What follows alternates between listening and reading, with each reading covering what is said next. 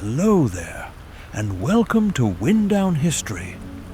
I'm glad you found your way here, because tonight we'll be drifting through the life of Charles-Maurice de Talleyrand. Wherever you are, let this be your moment to slow down. Let the day soften, the edges blur, and your thoughts settle. He was a diplomat who managed to serve and survive almost every government of the French Revolution. But while many stories focus heavily on the political chaos of the time, tonight we will simply follow the path of his life, the details, the decisions, and the world as he saw it. Before we settle in, I would love to know where in the world you are tuning in from tonight. Please let me know in the comments below. It is always fascinating to see how far these quiet stories reach. To understand the man who would one day redraw the map of Europe, we must first look to the very beginning, to a world that existed before the fires of the Revolution. It starts in Paris in February of 1754. The house of Talleyrand-Périgord was not merely wealthy, it was ancient. Their lineage stretched back nearly 1,000 years, woven into the very fabric of the French monarchy. To be born into such a family was to inherit a destiny of command. The expectation was simple. The eldest son would take up the sword, serve the king in battle, and carry the family title into the next generation. But Charles-Maurice was born into an age where parenting among the high aristocracy was often a distant, almost administrative affair. Following the custom of the time, the newborn was not raised in the warmth of the family estate, but was sent away to a wet nurse in a working-class suburb of Paris. It was here, far from the gilded halls of his parents, that the first pivot of his life occurred. The details of the event have always been somewhat clouded by time, but the outcome was undeniable. At the age of 4, while left unattended, the young Charles fell from a high chest of drawers. The injury was severe, shattering the bones in his foot. Whether through neglect or simple misfortune, the break was not set correctly. When he finally returned to his family, the damage was permanent. He walked with a limp that no doctor could cure, requiring a heavy, specially made shoe just to stand upright. In the martial culture of the 18th century nobility, a physical defect was not just a personal tragedy, it was a professional disqualification. A man who could not mount a horse could not lead a cavalry charge, and a man who could not lead a cavalry charge could not be the head of the House of Talleyrand. This reality set in motion a quiet family tragedy that would define his entire psychological landscape. In the years that followed, a council of his relatives, led by his uncle and his grandmother, made a cold, pragmatic calculation. They decided that Charles-Maurice, despite being the eldest son, was unfit to inherit the title of count. The birthright was stripped from him and transferred to his younger brother Archambaud, a boy who was physically sound, but by all accounts, far less intellectually gifted. For the young Talleyrand, this was a profound isolation. He later wrote in his memoirs about the distinct lack of affection he received during these years. He was a boy living in a house where he was now a shadow, watching his brother being groomed for the life that was supposed to be his. He described it not with rage, but with a lingering melancholy, noting that he was the only man of his birth, who had not, for 1 week of his life, known the sweetness of being under his father's roof. Yet, it was this very exclusion that sharpened his mind. Deprived of the sword, he was forced to master a different set of weapons: silence, observation, and the subtle art of reading people. While his brother learned to ride and fence, Charles-Maurice learned to listen. He learned that power did not always reside in the person shouting the loudest orders, but often in the person whispering the right words at the right moment. The family had one final decision to make for him. Since the army was impossible, there was only one respectable path left for a nobleman of his stature. Without asking for his consent and ignoring his complete lack of religious vocation, they decreed that he would enter the church. It was a decision that would weigh heavily on him for the rest of his years. He was a boy who loved luxury, women, and the game of politics, now being forced into a life of celibacy and prayer. But as the carriage carried him away toward the seminary, he was already beginning to understand a crucial truth. If he could not rule the world by force, he would have to learn to navigate it by wit. The broken foot had closed one door, but it had left another slightly ajar, one that led into the shadowed corridors of diplomacy, where he would eventually have no equal. In 1770, at the age of 16, Charles-Maurice arrived at the seminary of Saint-Sulpice in Paris. It was a bleak, imposing institution, designed to strip young men of their worldly vanities and mold them into humble servants of God. For a young man who possessed a sharp wit, a taste for luxury, and absolutely no religious calling, it was arguably the worst place on earth. The atmosphere within those grey walls was one of enforced silence and rigid discipline. The days were measured out in bells, prayers, and theological studies. For most young seminarians, this was a path to spiritual enlightenment. For Talleyrand, it was a prison sentence. He later described these years with a distinct coolness, recalling the morose nature of his teachers and the profound loneliness that settled over him. He spoke to almost no one, spending his recreation hours alone in the library, a habit that alarmed his superiors but saved his sanity. But it was in this library that the second phase of his education truly began. While his peers were memorizing the liturgy, Talleyrand was devouring the forbidden fruits of the Enlightenment. He read the works of Voltaire and Montesquieu. He studied the intricacies of finance and the history of European diplomacy. He was technically training to save souls, but in reality, he was training to govern a state.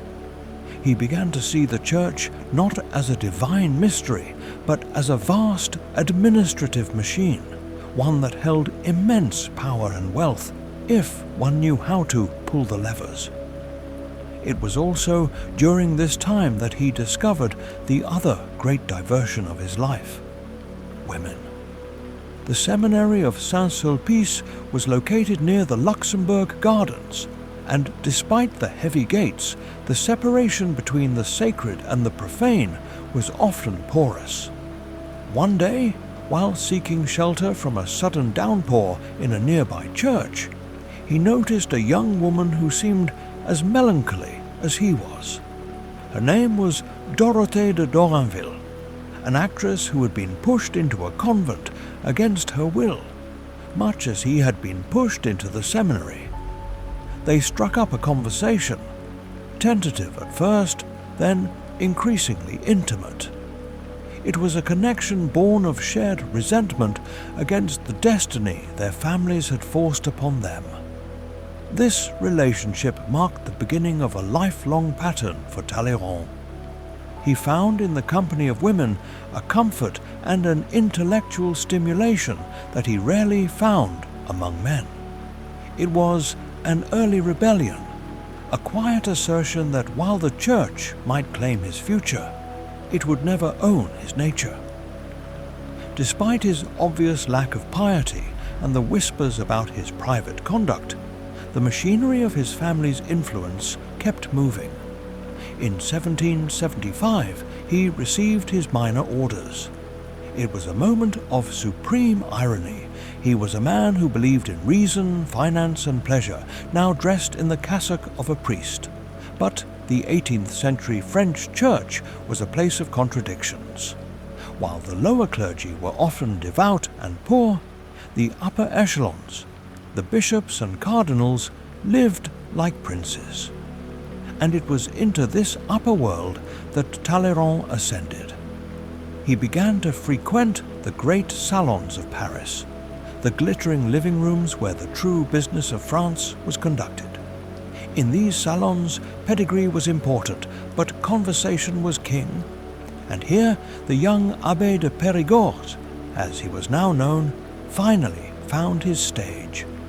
He possessed a voice that was deep and resonant, and a wit that was dry, cynical, and devastatingly precise. He learned the art of the pause, how to hold a room's attention by saying nothing, only to drop a single perfectly crafted sentence that would be repeated across Paris the next morning. He moved through this society with a distinctive, halting gait, his clubfoot tapping a rhythm against the parquet floors, charming duchesses and debating philosophers.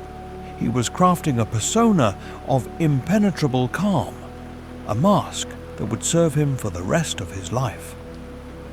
By the late 1770s, he was effectively living a double life, a cleric who rarely prayed, and a libertine who was rapidly becoming one of the most interesting men in the capital. The reluctant cleric had learned that the cloth did not have to be a shroud. If worn correctly, it could be a very convenient disguise. By 1780, at the age of 26, the Abbé de Périgord had established himself as a fixture of Parisian society. He was known for his sharp tongue, his exquisite taste in women, and his mounting gambling debts. But beneath the veneer of the dissolute aristocrat, a serious political mind was at work. Talleyrand was looking for a way to ascend, and since the path of the soldier was closed to him, he aimed for the highest administrative post the church could offer a young man, the agent general of the clergy. This was not a pastoral role. The agent general was, effectively, the Minister of Finance and the chief lobbyist for the Gallican Church. It was a position of immense power, responsible for managing the church's vast properties and defending its tax-exempt status against the encroachments of the king. For a man who had never celebrated Mass with any sincerity, it was the perfect job. It required no faith, only a mastery of numbers, law, and negotiation. With the help of his powerful family and his growing network of influential friends, Talleyrand secured the appointment. For the next 5 years, he was the face of the church's temporal power. It was here that he received his true education in statecraft. He spent his days navigating the labyrinthine bureaucracy of the Ancien Régime, learning exactly how the machinery of the French state functioned, and, more importantly, where it was broken. The timing of his tenure was critical. France was sliding toward financial ruin. The cost of supporting the American War of Independence had drained the royal treasury, and the king's ministers were desperately looking for new sources of revenue. Their eyes naturally turned to the church, which owned nearly 10% of the land in France and paid no regular taxes. Talleyrand found himself in the delicate position of protecting the church's wealth from a bankrupt monarchy. He performed a masterful high-wire act. He organized a free gift, a substantial voluntary payment to the crown, to appease the king, while simultaneously arguing fiercely to preserve the church's privileges. He wrote detailed reports on financial reform, impressing the king's ministers with his clarity and grasp of economics. He was proving to the world that he was not merely a witty courtier, but a formidable technocrat. Yet Even as he defended the old order, Talleyrand could see the cracks in the foundation. He lived at the epicenter of a world that was slowly dying, though few seemed to notice. This era, the final decade before 1789, would later be described by Talleyrand with a touch of nostalgia. He famously remarked, "He who has not lived before the Revolution does not know the sweetness of living." It was a time of supreme elegance and intellectual ferment. The salons were filled with talk of liberty and reason, debated by aristocrats who had no idea that these very ideas would soon cost them their heads. Talleyrand moved through this world with open eyes.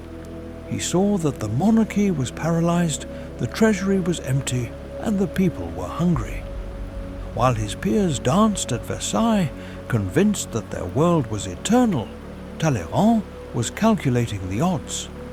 He recognized that the financial crisis was not just a temporary dip, but a structural collapse. The sweetness of living was fragile. He began to subtly distance himself from the most reactionary elements of the church, positioning himself as a man of the Enlightenment, a modern thinker trapped in medieval robes. By 1788, the situation had become untenable. The king, Louis XVI, having exhausted all other options, was forced to do the unthinkable: summon the Estates General, a national assembly that had not met for nearly 2 centuries. It was an admission of defeat by the monarchy and the signal that the old rules were about to be rewritten. For Talleyrand, now seeking a bishopric to further his career, this was the moment he had been training for. The Agent General had defended the Church's past, but the coming storm demanded a leader who could navigate its future. As the year ended, he looked at the crumbling edifice of the French monarchy not with fear, but with the cool, appraising gaze of a man preparing to make his next wager. The deck was being shuffled, and Talleyrand intended to be the dealer. In November of 1788, the dying breath of the Ancien Regime finally delivered Talleyrand the prize he had been seeking. King Louis XVI, overcoming his deep distaste for the abbé's scandalous reputation, appointed him the Bishop of Autumn. It was a victory of influence over piety. Talleyrand was now 34 years old, and he had reached the summit of the ecclesiastical hierarchy. Yet, the manner in which he accepted this holy office was entirely characteristic. In January 1789, he traveled to Autumn to take possession of his seat. It would be the first and only time he would ever visit his diocese. He arrived, performed the necessary rituals with polished grace, charmed the local clergy, and secured his true objective: election as a deputy to the Estates General. Once the votes were cast and his seat in the National Assembly was guaranteed, he left Autumn and never looked back. He was not interested in shepherding a flock in the provinces. He was interested in the explosion that was about to take place in Versailles. When the Estates General convened in May 1789, the air was thick with tension. France was divided into 3 orders: the First Estate, the clergy; the Second Estate, the nobility; and the Third Estate, thus the commoners. Tradition dictated that they vote separately, ensuring that the privileged classes could always outvote the people. But the Third Estate, inspired by new ideas of liberty, refused to play by the old rules. They demanded a single National Assembly where every vote counted equally. For weeks, the king and the nobility resisted. The atmosphere at Versailles turned toxic. Most bishops stood firmly with their class, defending the privileges of the aristocracy. Talleyrand, however, stood back and watched, He possessed an uncanny ability to sense the wind of history before it even ruffled the curtains. He saw that the monarchy was weak, indecisive, and effectively bankrupt. The power was shifting irrevocably toward the commons. In a move that shocked his peers and delighted the revolutionaries, Talleyrand crossed the floor. He abandoned the order of the clergy and threw his lot in with the Third Estate. It was his first great public betrayal, and it was masterfully timed. He did not join the revolution as a follower, he joined it as a leader. But his most audacious move was yet to come. By the autumn of 1789, the revolution was in full swing, but the state was still broke. The frantic search for money continued. In October, Talleyrand took the podium of the National Assembly, still dressed in his bishop's robes, and made a proposal that stunned the room. He argued that the vast property of the Catholic Church, the land accumulated over centuries of piety, did not belong to the Church at all. It belonged, he said, to the nation.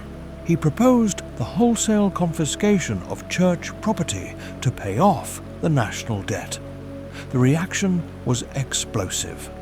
To the revolutionaries, he was a hero, a nobleman with the courage to dismantle his own privilege for the good of the state. To the church and his family, he was a monster. He was Judas Iscariot, the bishop of the revolution, who was selling out God to balance the budget. Talleyrand remained unmoved by the vitriol. In his mind, he was being entirely consistent. He was a man of the state first and a churchman second. If the ship of state was sinking, everything on board, including the altar, had to be thrown over to keep it afloat. This act severed him forever from the world of his childhood. He was no longer just a cynical aristocrat. He was now a revolutionary figure. He had burned the bridge back to the old order. As 1789 turned into 1790, Talleyrand stood at the center of the new France, drafting the Declaration of the Rights of Man and helping to write the new Constitution. He had gambled everything on the revolution, and for the moment the gamble was paying off. But as the fervor in the streets grew hotter, Talleyrand began to wonder if the fire he had helped stoke might soon burn out of control. By the summer of 1790, the French Revolution appeared to have achieved a miracle. The Bastille had fallen a year prior, the feudal privileges had been abolished, and the king had publicly accepted the new constitution. It seemed for a fleeting moment that France had managed to transition from absolute monarchy to liberty without sliding into total anarchy. To celebrate this new unity, the government planned a colossal festival on the first anniversary of the Bastille, the Festival of the Federation. The stage was the Champ de Mars in Paris, a vast open field transformed into a Roman-style amphitheatre. The scale of the event was staggering. History records that over 300,000 spectators gathered in the pouring rain, a sea of umbrellas and tricolour cockades, waiting to witness the marriage of the king, the nation, and the church. And at the very centre of this spectacle stood Charles-Maurice de Talleyrand. He had been chosen to officiate the Grand Mass at the altar of the fatherland. It was the perfect role for him, a blend of high politics and high theatre. Dressed in his episcopal robes, wearing the mitre of a bishop but carrying the tricolour sash of the Revolution, he was the living symbol of the new order. The weather that day was atrocious. Rain lashed down, turning the parade ground into mud, but the mood remained electric. As Talleyrand ascended the steps of the massive altar, surrounded by 400 priests clad in white albs and tricolour sashes, the gravity of the moment was palpable. This was the consecration of a new France, Yet, even in the middle of this sacred, thundering pageantry, Talleyrand could not resist a moment of private cynicism. As he passed the Marquis de Lafayette, the hero of the American Revolution and the commander of the National Guard, Talleyrand leaned in. With a straight face, he whispered a phrase that has since become legendary. "Please, don't make me laugh." It was a quintessential Talleyrand moment. While the crowd wept with patriotic fervour and the cannons roared, he remained the detached observer, aware of the absurdity of the performance. He performed the liturgy with practiced grace, blessing the 83 banners of the French departments and the royal family. To the crowd, he was the holy intermediary. To himself, he was simply a statesman, performing a necessary ritual to stabilize the public mood. But this moment of unity was the crest of a wave that was about to crash. Following the festival, the relationship between the revolution and the church deteriorated rapidly. The revolutionary government passed the civil constitution of the clergy, a law that forced priests to swear an oath of loyalty to the state above the Pope. It was a step too far for many devout Catholics. The French church split in two, those who took the oath and those who refused. Talleyrand naturally took the oath. He saw the church as a department of the state, not a sovereign entity. But he went further. When the Pope forbade the consecration of the new constitutional bishops, effectively trying to starve the new state church of leadership, Talleyrand stepped in. In a marathon ceremony, he personally consecrated the new bishops, ensuring the survival of the revolutionary church and defying the Vatican directly. The response from Rome was swift and furious. In 1791, the Pope formally condemned Talleyrand, labeling him a schismatic and stripping him of his religious authority. For most men of his era, excommunication was a terrifying spiritual death sentence. For Talleyrand, it was a liberation. He promptly resigned his bishopric. He essentially took off the costume he had been forced to wear by his family 20 years earlier. He was no longer the Bishop of Autun. He was simply Monsieur de Talleyrand. He wrote to a friend with characteristic coolness, "You know that I am no longer anything." But in reality, he was becoming everything else. By shedding the church, he was free to enter the arena of diplomacy and finance without the baggage of religious morality.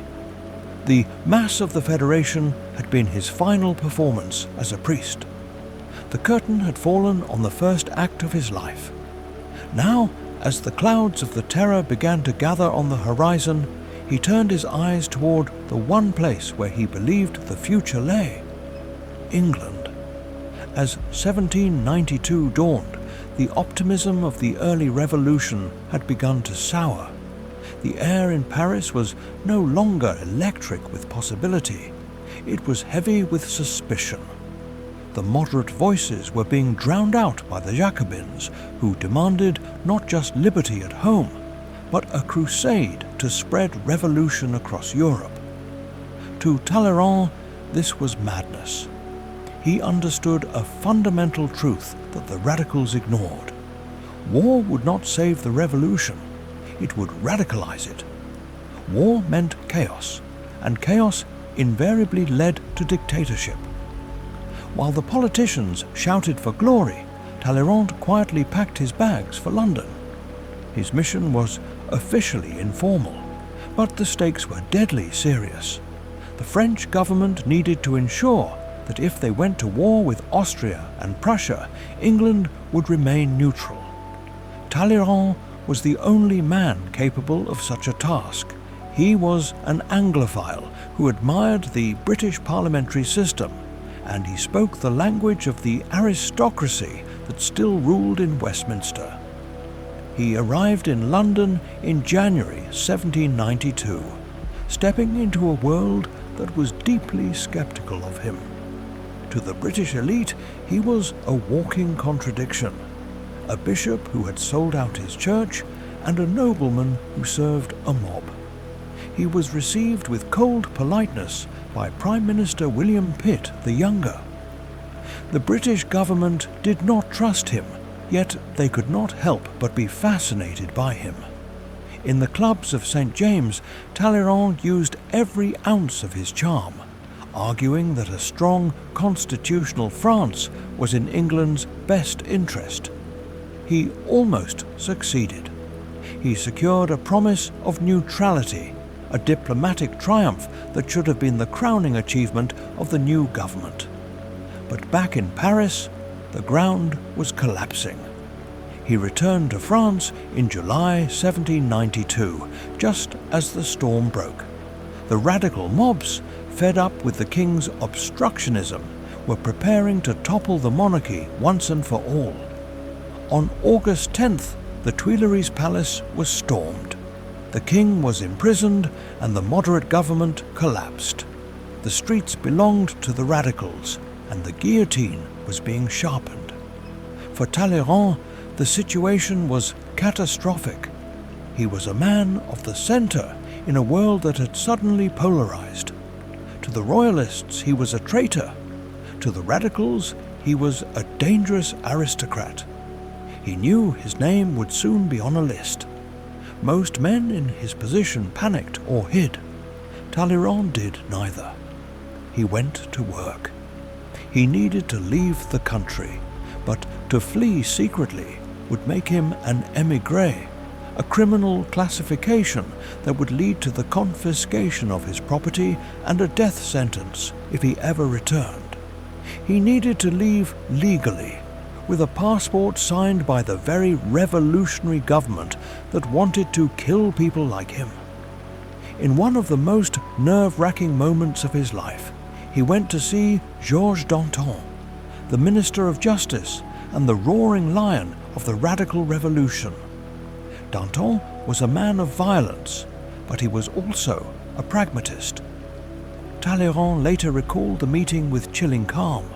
He essentially pitched Danton a new diplomatic mission, a vague excuse to return to London to study weights and measures.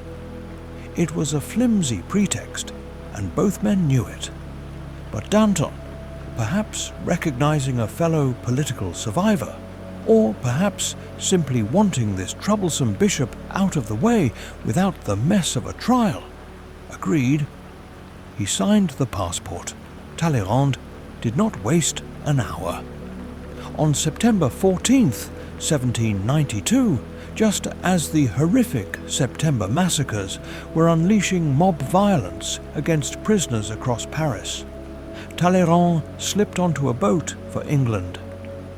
As the coast of France faded into the mist, he carried with him almost nothing of his former life. No title, no bishopric, and very little money. He had survived the end of the monarchy by the skin of his teeth. But his trials were far from over.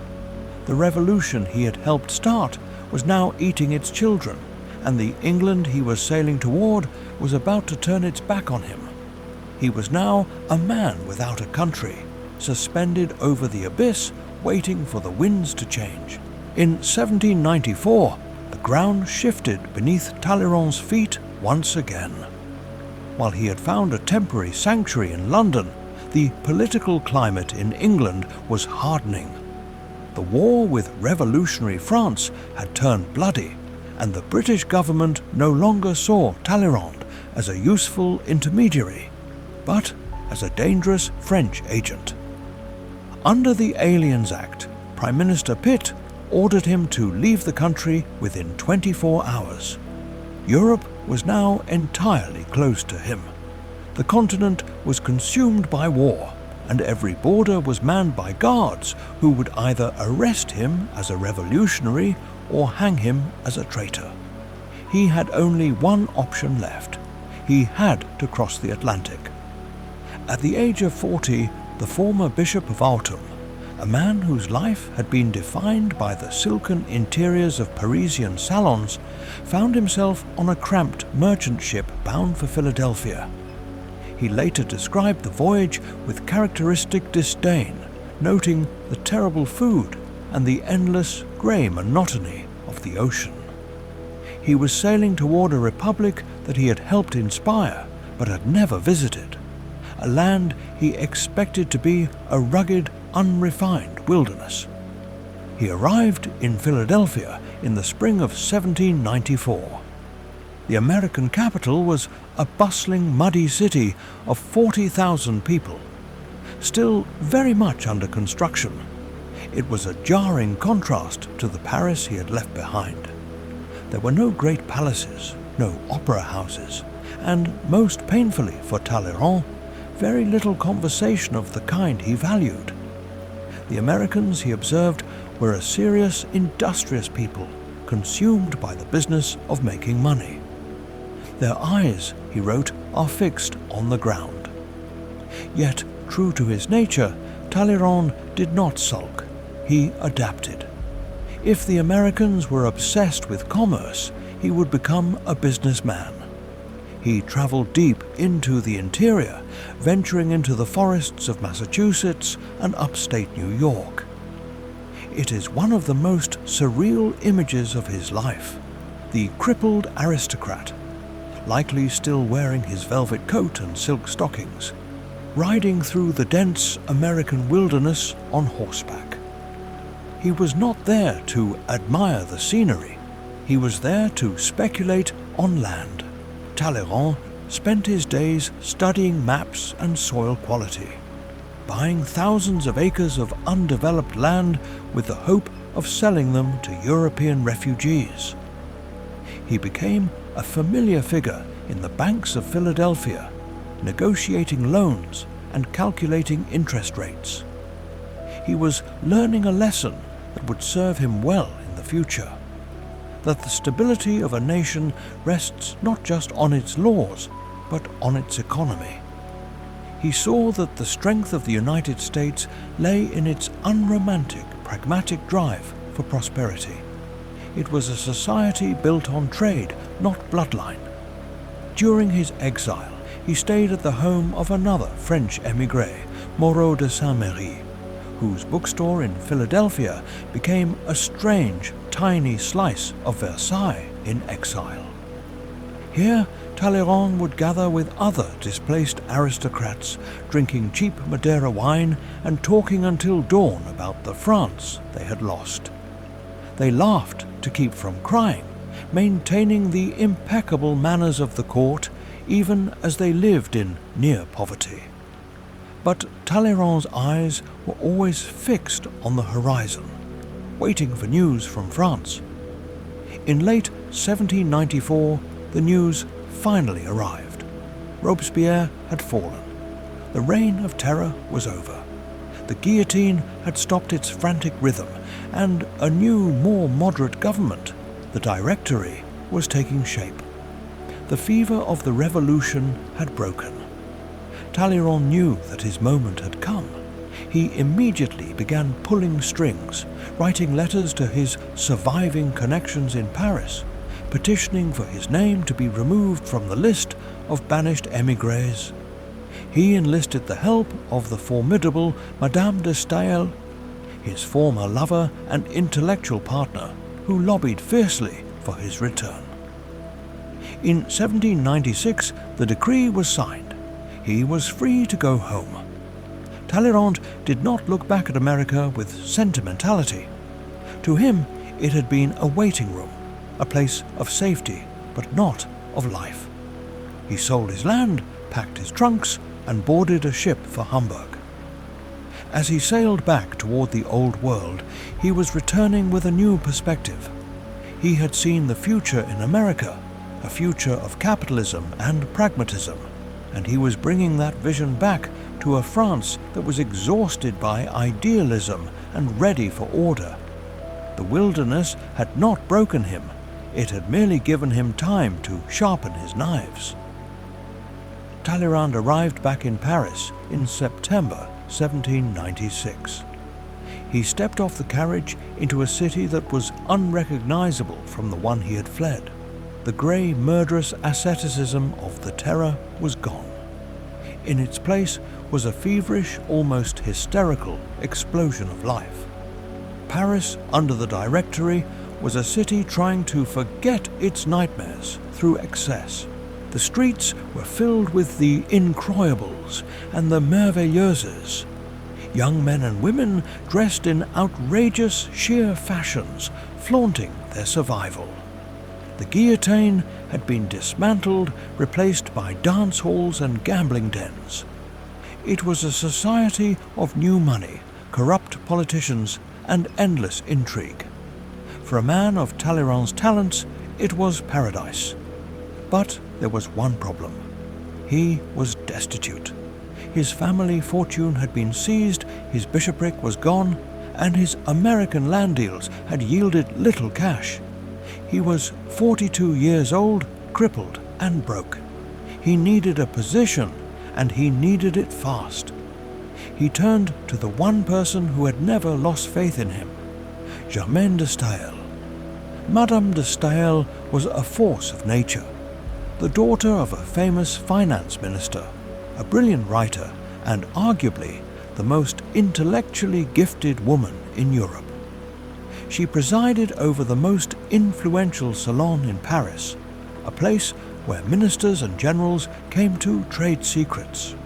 She was captivated by Talleyrand. She loved his mind, his cynicism, and his impenetrable charm. Talleyrand, in turn, appreciated her influence, though he was often exhausted by her emotional intensity. It was Germaine who went to work for him. She lobbied the directors, the 5 men who now ruled France, with relentless energy. She specifically targeted Paul Barras, the most powerful and corrupt of the directors. She argued that the government, which was composed mostly of rough revolutionaries and regicides, desperately needed a man of the old world, someone with the manners and the name to negotiate with the kings of Europe. Barras hesitated. He knew Talleyrand was a weather vane, a man who turned with the wind, but Barras also knew that the Directory was drowning in incompetence. They needed a diplomat who knew which fork to use at a state dinner and, more importantly, how to stall a foreign army with a treaty. In July 1797, the appointment was made.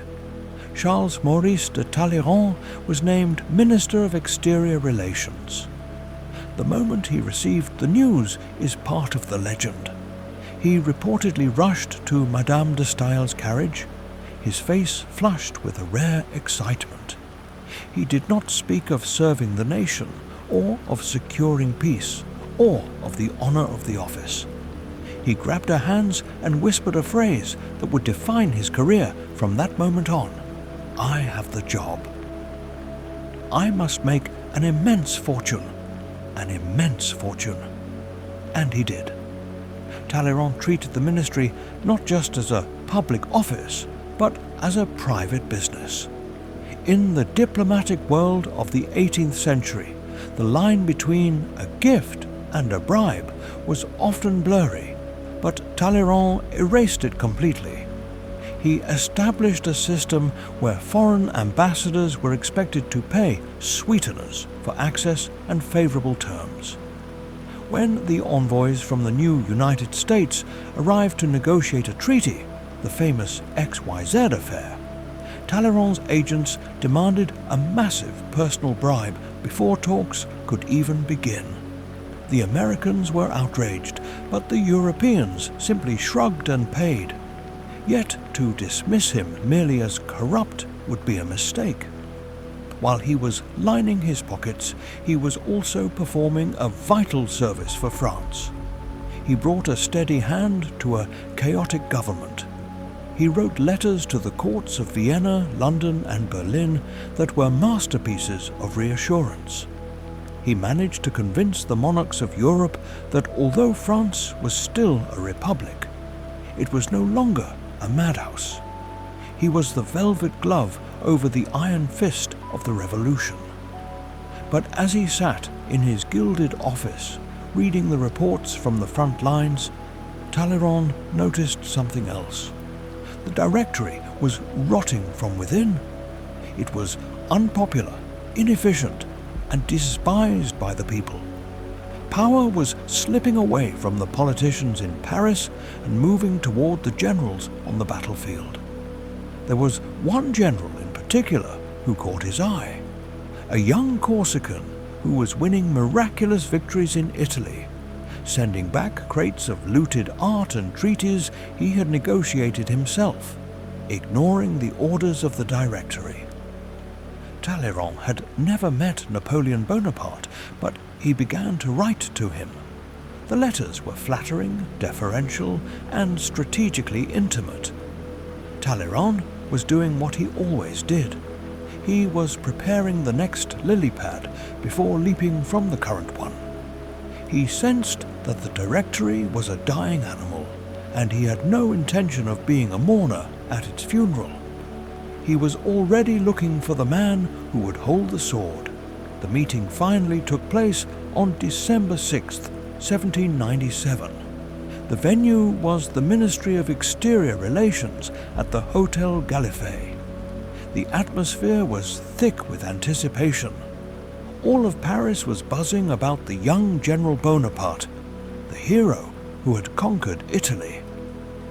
Talleyrand, the master of ceremonies, had prepared a grand reception, but the real event was the private moment when these two titans first locked eyes. It was a study in contrasts. Talleyrand was 43, languid, powdered, and dressed in the silk court suit of the Ancien Régime.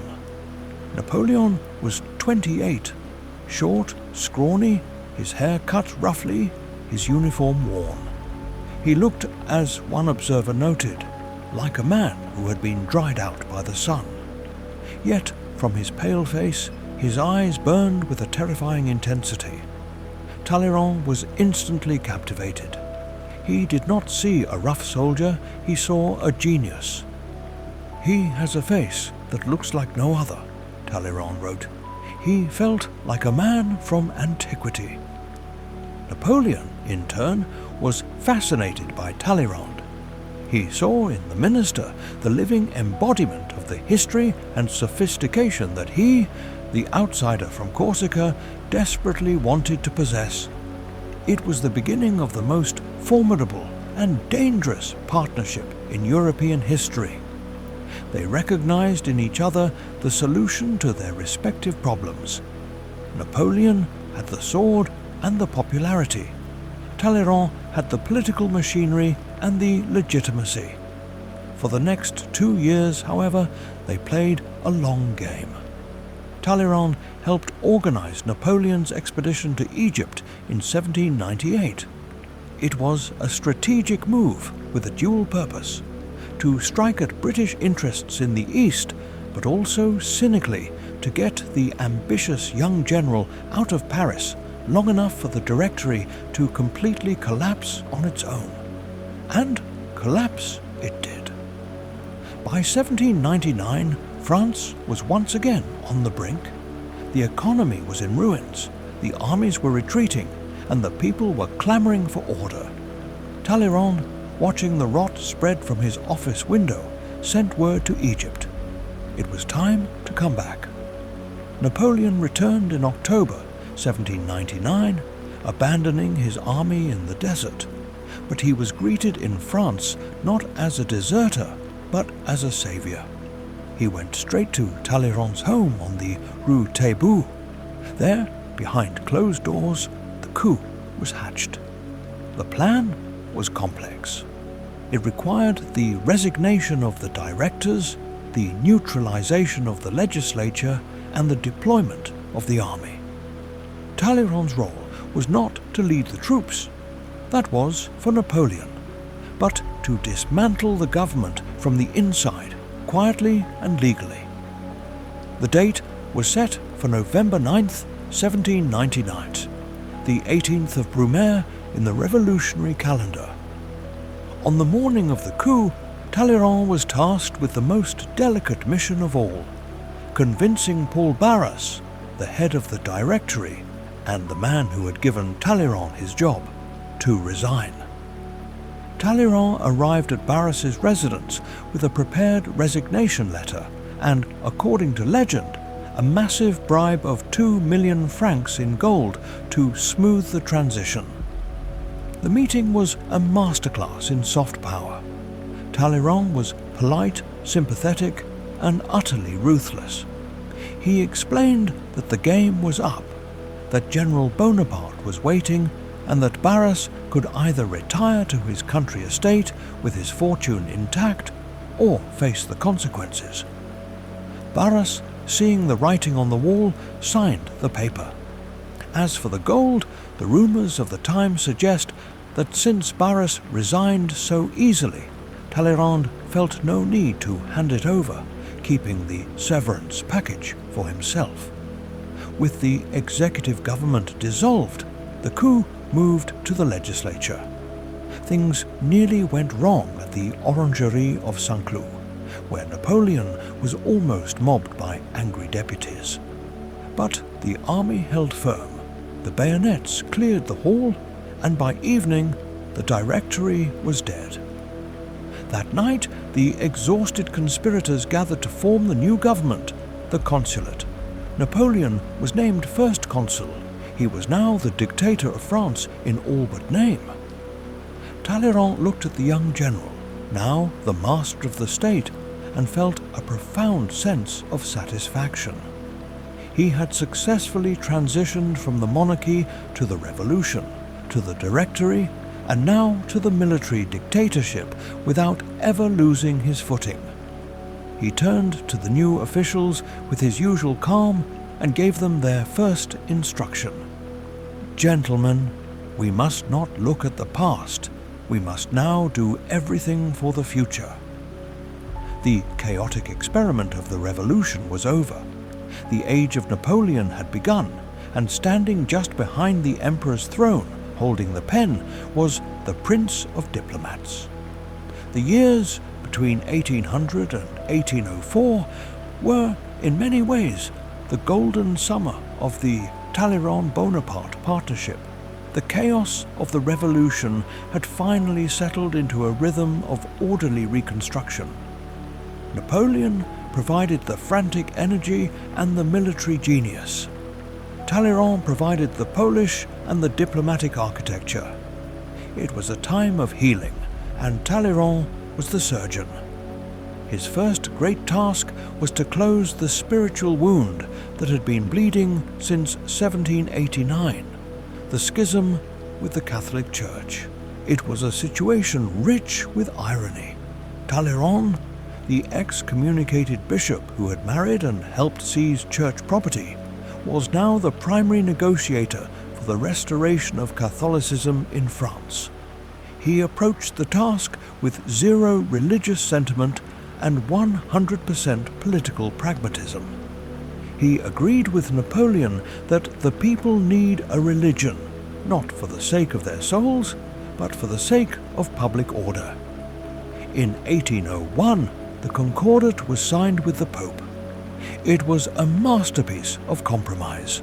The Catholic Church was restored as the religion of the majority of Frenchmen, but the Church did not get its land back, and the clergy remained on the state payroll. Talleyrand had managed to bring God back to France, but on the government's terms. With peace secured at home, Talleyrand turned his eyes abroad. He knew that the French people were exhausted by a decade of constant warfare. He worked tirelessly to craft a pause in the hostilities. In March 1802, his efforts culminated in the Treaty of Amiens. For the first time in 10 years, the guns fell silent across Europe. France was at peace with England. The popularity of the regime soared. Paris blossomed once again into the cultural capital of the world. Talleyrand, now fully restored to wealth and influence, presided over this new era from his ministry. hosting lavish dinners where the conversation was as exquisite as the wine. He was the Prince of Peace, the man who had tamed the revolution and civilized the soldier-dictator. But the peace was fragile. Napoleon's ambition was a fire that consumed everything it touched. He did not just want to rule France, he wanted to be accepted as an equal by the ancient monarchies of Europe. He wanted to be an emperor. To do this, Napoleon felt he needed to send a terrifying signal that he was not a temporary placeholder for the old Bourbon kings. He needed to burn the bridge to the past.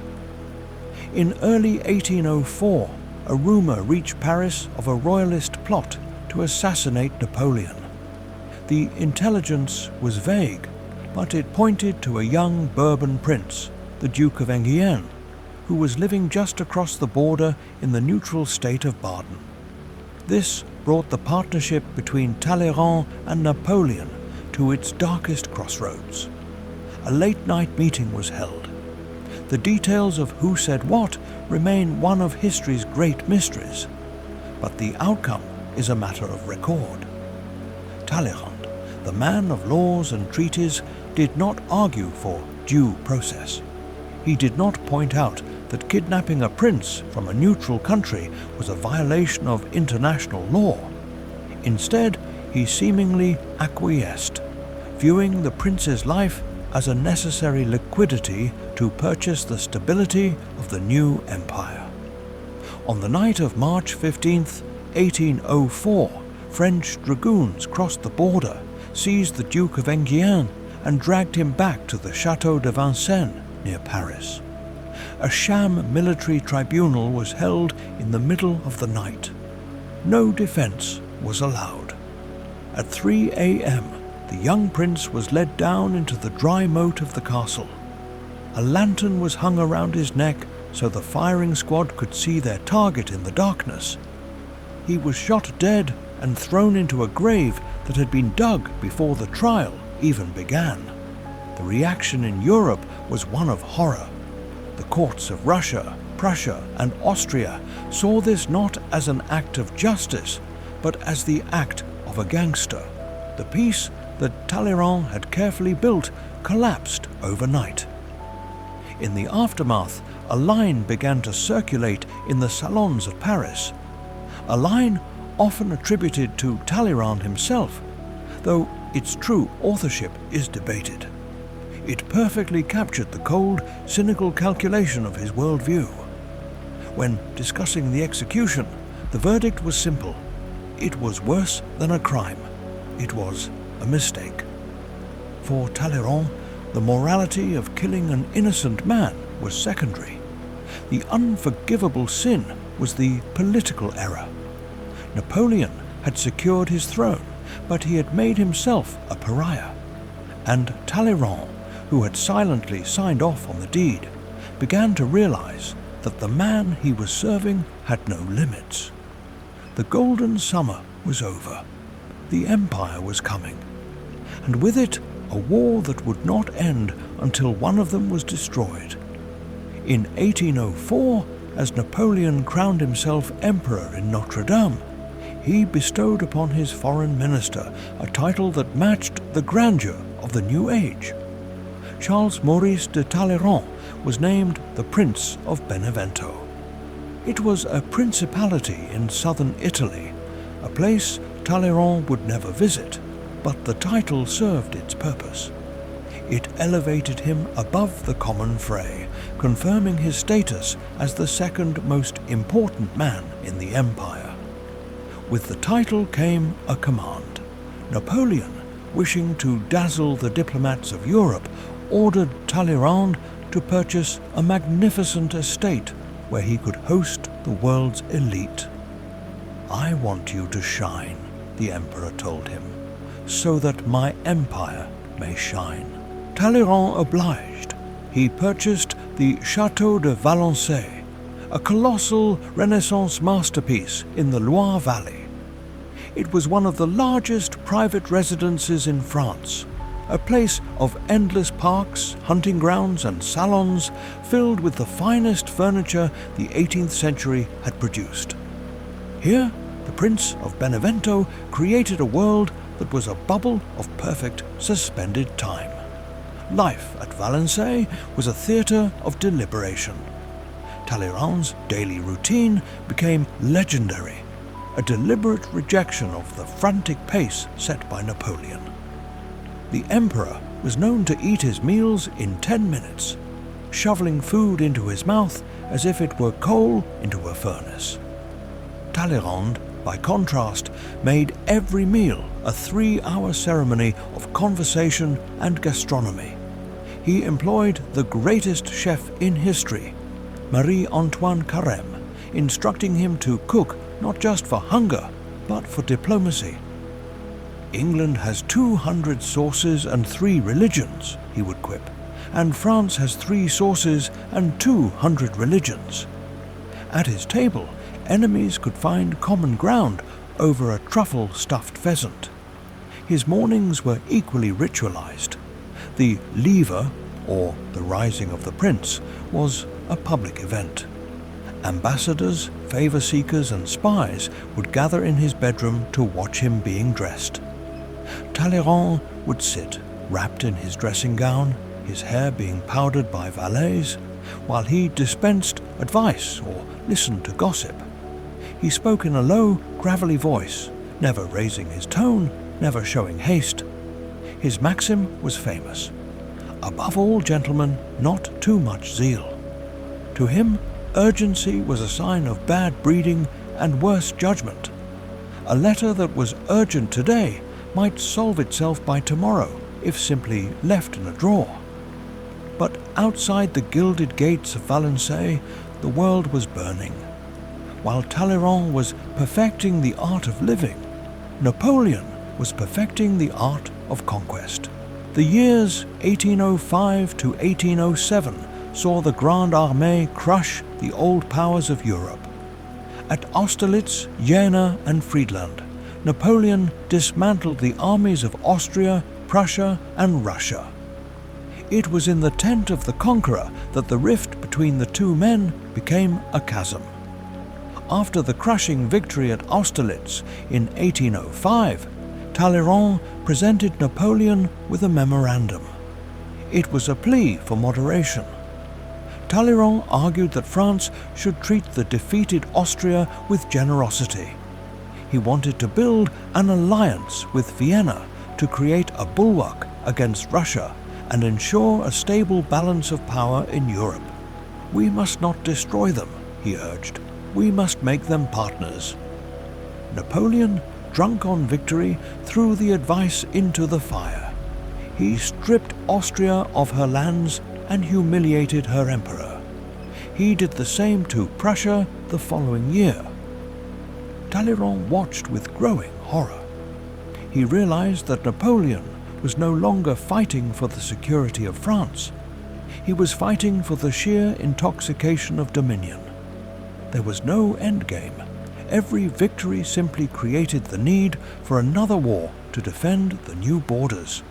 The civilized Europe that Talleyrand dreamed of, a federation of stable, monarchical states, was being ground into dust by the boots of French conscripts. The breaking point came in 1807. The Treaty of Tilsit, signed on a raft in the middle of a river, ostensibly created an alliance between Napoleon and the Tsar of Russia. But to Talleyrand, it was a charade. He saw that Napoleon's ambition had become a cancer that would eventually kill the host. France was overextended, hated by its neighbors, and bleeding its young men dry. Talleyrand made a quiet calculation. The emperor was mad, and if the emperor was mad, the sane man had a duty to stop him. In August 1807, Talleyrand resigned his post as Minister of Exterior Relations. Napoleon, perhaps sensing that he was losing his only honest counselor, tried to keep him, but Talleyrand was firm. He accepted a ceremonial role as Vice Grand Elector, a position with a high salary and no responsibility. He retreated to his library at Valenciennes, but he was not retiring. He was preparing to switch sides. The man who had sold the church, the king and the republic was now preparing to sell the emperor. He believed he was the only one loyal to the true interest of France, even if that meant betraying the man who wore its crown. By the autumn of 1808, the cracks in the Napoleonic Empire were beginning to show. While the emperor was still the master of Europe, he had made a fatal miscalculation in the West, the invasion of Spain. What was supposed to be a simple regime change had turned into a brutal, bleeding ulcer of a guerrilla war. To deal with Spain, Napoleon needed to move his Grande Armée from the east to the west. But to do that, he needed to be sure that Russia would not attack him from behind. He needed a guarantee of friendship from Tsar Alexander I. And so he arranged for a dazzling summit to cement their alliance. The location was Erfurt, a small German city that was transformed for a few weeks in September into the center of the universe. Napoleon did not just want a diplomatic meeting, he wanted a spectacle that would crush the imagination. He emptied the coffers of France to stage it. He brought with him the entire troupe of the Comédie Française from Paris, along with crates of jewels, tapestries, and Sèvres porcelain. He summoned the kings of Germany to attend as his vassals. It was a theatre of kings, designed to show the Russian Tsar that Napoleon was the inevitable master of the world. But Napoleon made one critical error. He brought Talleyrand. Although Talleyrand had resigned as foreign minister, Napoleon believed that only the Prince of Benevento had the charm and the subtle touch required to handle the Tsar. He gave Talleyrand a simple instruction: "We must be the friends of Russia. Keep the Tsar happy." Talleyrand nodded, packed his bags, and prepared to commit what is arguably the most elegant act of treason in history. The days at Erfurt were filled with public displays of affection. Napoleon and Alexander reviewed troops together, hunted together, and sat side by side in the theatre. When the actor on stage recited the line, "The friendship of a great man is a gift from the gods," Alexander dramatically turned and grasped Napoleon's hand, while the audience of kings applauded. But the real summit was happening at night, in the drawing room of the Princess of Thurn and Taxis. Every evening, after Napoleon had gone to bed, Talleyrand would secretly meet with the Tsar. It was a setting of intimate conspiracy: tea, velvet chairs, and low voices. Alexander was a young, impressionable ruler, torn between his admiration for Napoleon's genius and his fear of Napoleon's ambition. He was looking for guidance. Talleyrand looked the Tsar in the eye and delivered a message that stunned him. He did not speak as the envoy of the French emperor, but as the envoy of Europe. "Sire," Talleyrand said, "what are you doing here? It is for you to save Europe, and you will only succeed by resisting Napoleon. The French people are civilized, but their sovereign is not. The sovereign of Russia is civilized, but his people are not. It is therefore for the sovereign of Russia to be the ally of the French people." It was a breathtaking inversion of loyalty. Talleyrand was telling the foreign potentate that the interests of France were now opposed to the interests of its emperor. He argued that for the sake of peace, Napoleon must be stopped. He urged Alexander to smile, to hug, to promise friendship, but to sign nothing. "Stand firm," he whispered. "Do not give him the support he needs." The advice worked perfectly. The next day, when Napoleon tried to pressure Alexander into a firm military treaty against Austria, he hit a wall of polite refusal. The Tsar was charming, affectionate, but immovable. Napoleon was baffled. He yelled, he threw his tricorn hat on the floor and stomped on it, trying to intimidate the young Russian. But Alexander, bolstered by Talleyrand's nightly coaching, simply watched him calmly and said, "You are angry. Let us talk again when you are calm." The Congress ended with a vague agreement that meant very little. Napoleon left Erfurt believing he had secured his eastern flank, unaware that the ground had been hollowed out beneath him. He hugged Talleyrand, thanked him for his service, and rode off to Spain, convinced he was safe. Talleyrand watched the Emperor's carriage disappear into the distance. He had successfully sabotaged his own master's diplomacy. To the simple patriot, it was betrayal. But Talleyrand saw it differently. In his mind, he had not betrayed France. He had protected it from the madness of one man. As he later remarked, treason is merely a matter of dates. He knew that the empire was doomed. He had just ensured that when the collapse came, Russia would be holding the hammer. Following the charade at Erfurt, the relationship between the emperor and his former minister degenerated into a Cold War. Napoleon knew deep down that Talleyrand was plotting against him, yet he could not bring himself to destroy the man. He needed Talleyrand's mind almost as much as he despised his lack of loyalty. The tension finally snapped in January 1809. Napoleon, having returned from Spain, summoned Talleyrand to the Tuileries Palace.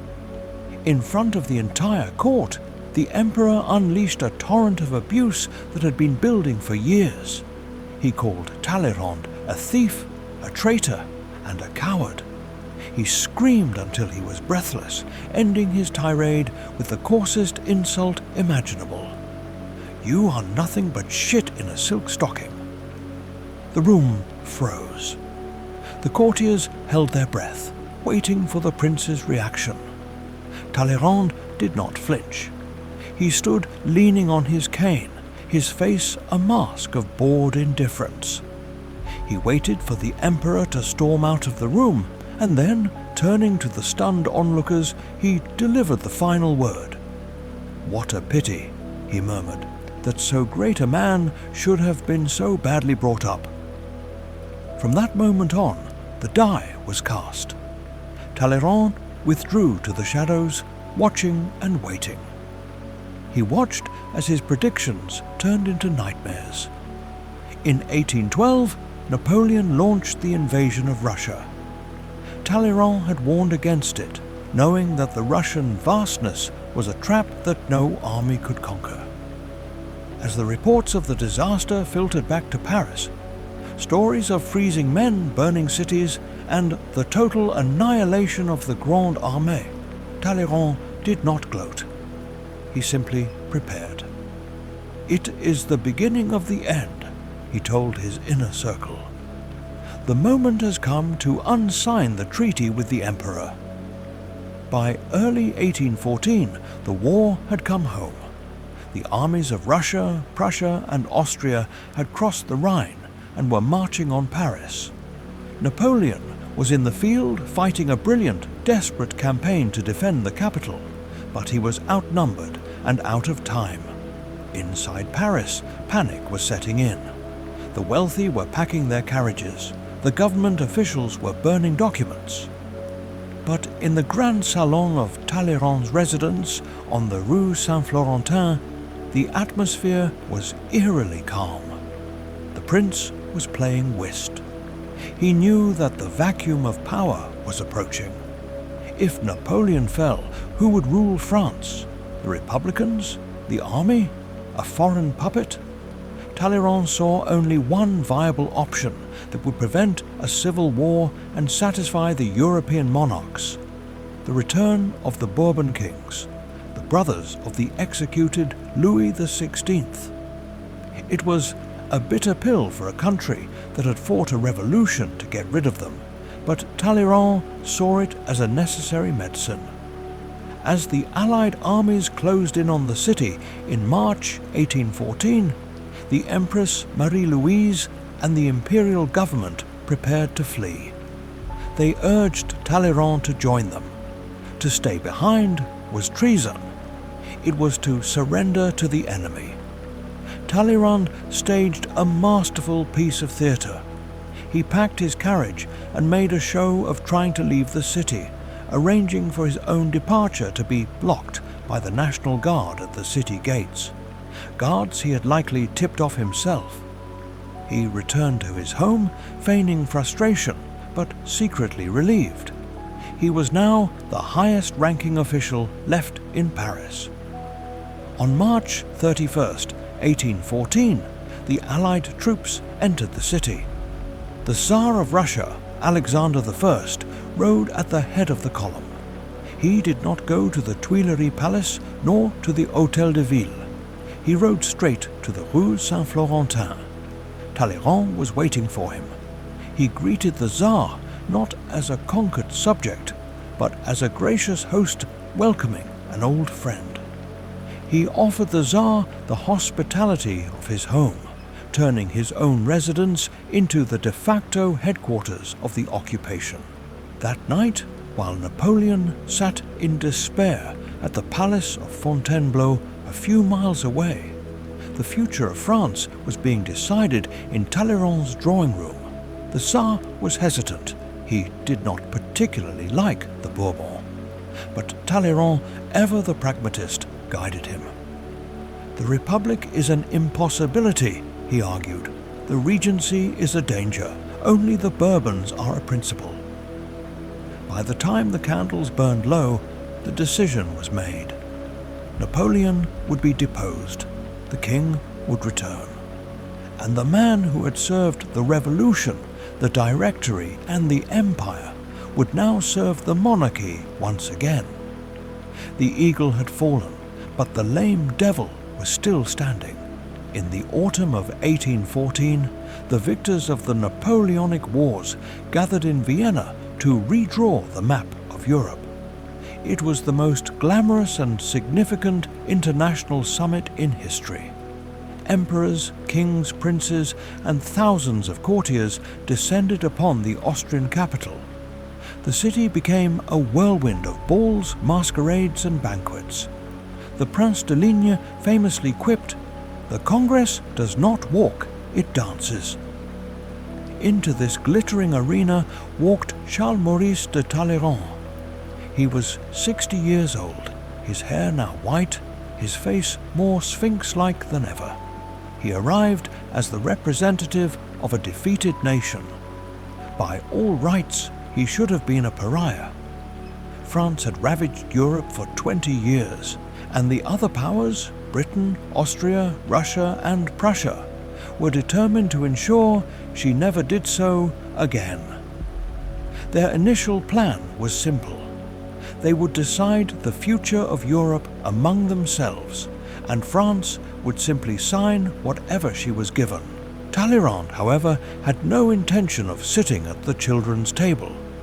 He began his campaign not in the conference rooms, but in the drawing rooms.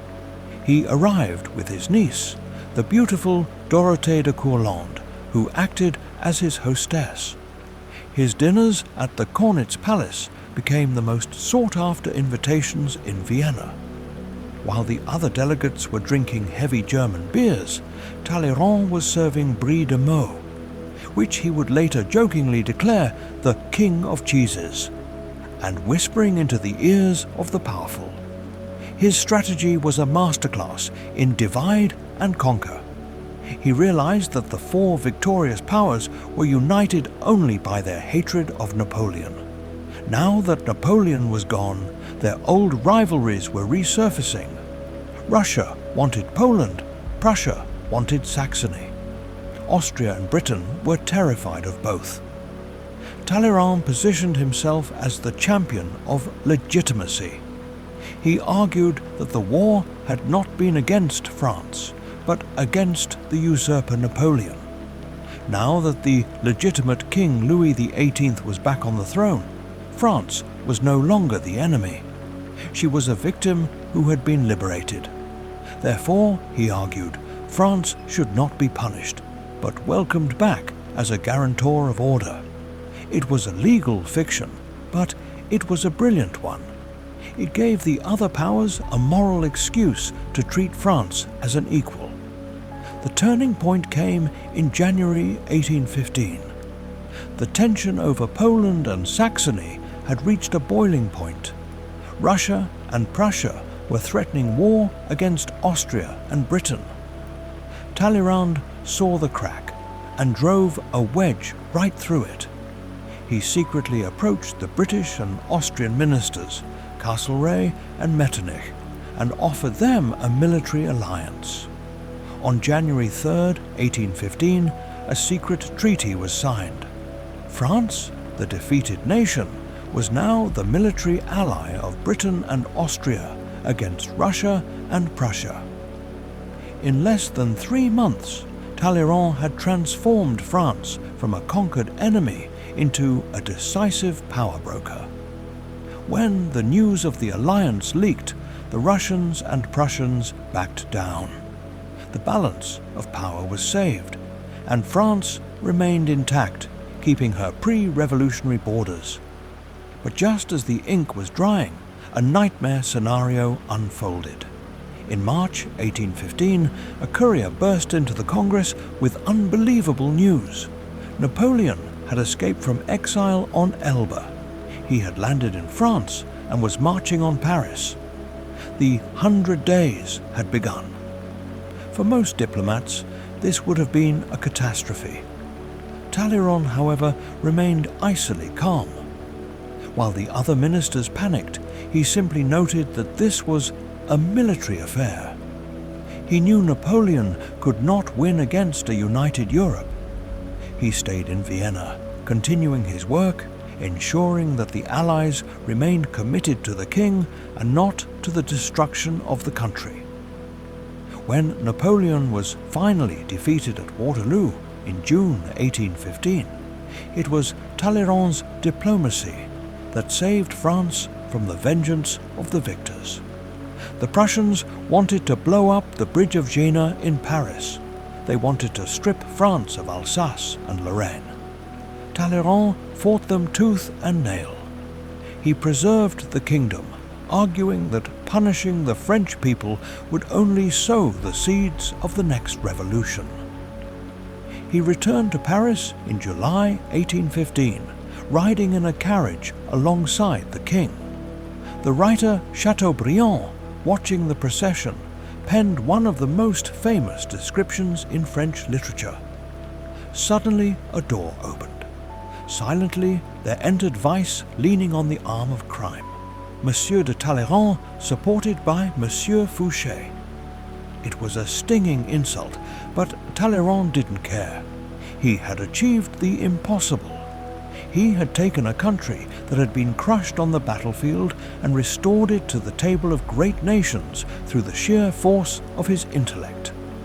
The Congress of Vienna was his masterpiece, a victory won not with gunpowder, but with patience, charm, and a very good cheese. After the triumph of Vienna, Talleyrand might have been expected to fade quietly into history. But his life was never a straight line, it was a spiral. In 1830, at the age of 76, another revolution shook Paris. The Bourbon king, Charles V, whom Talleyrand had helped restore, was overthrown. The streets were once again filled with barricades and tricolour flags. Most men of his generation were dead or in exile, but Talleyrand sat by his window, listening to the gunfire, and made one final calculation. He threw his support behind Louis-Philippe, the citizen king, seeing in him the perfect compromise between monarchy and republic. When the new king asked who should represent France in London to reassure the nervous British government, there was only one name. So, in 1830, the old prince returned to London, not as the desperate exile he had been in 1792, but as the ambassador of France. He was treated like a living monument. When he entered the House of Lords, the peers stood in silence to watch him limp to his seat. He spent 4 years weaving his final diplomatic web, securing an alliance between France and Britain that would end centuries of hostility.